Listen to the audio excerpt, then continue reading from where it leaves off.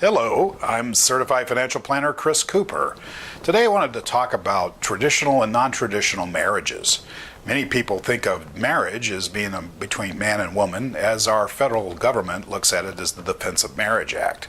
But also many of our states now have a form of marriage that's available for man and woman, as well as for two men or two women to be able to be looked at as legally married under state law, but it's not recognized under federal law. Sometimes we use the terms domestic partnerships, civil unions, and also gay marriage. Many times these terms are state laws in certain states, but not in all states. And if you live in one of those states, or if you go and reside in one of those states, or go to those states and get married, your marriage may or may not be recognized when you move into a different state, something that needs to be considered.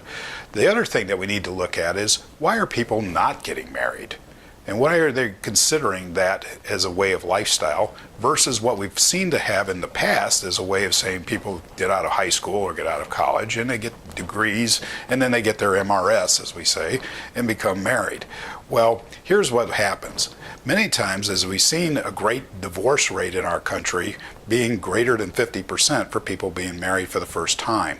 And when we look at them for second and third marriages, the rates are worse. Something greater than 80% of those marriages fail.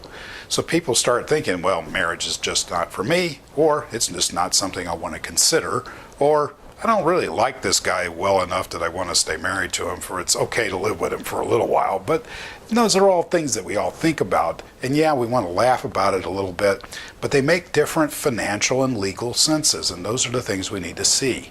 First, when we live as two people individually that are not married, we do not have natural family. So therefore, we are not considered to be the next of kin when we think of medical care decisions, pensions, health insurance, and other things like that. In another way, we also look at the possibility of adoptions or having natural children.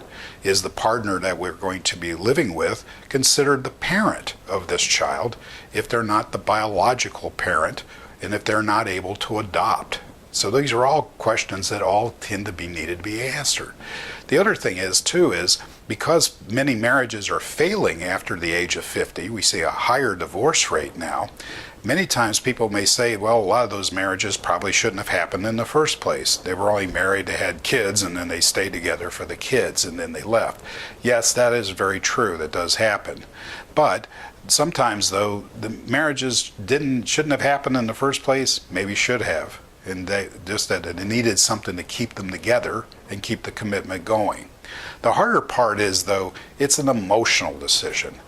While it has great legal and financial decisions to be made with it, it is a great emotional decision. And it's something that needs to be thought through and talked about, both in a financial matter and a legal matter and an emotional matter.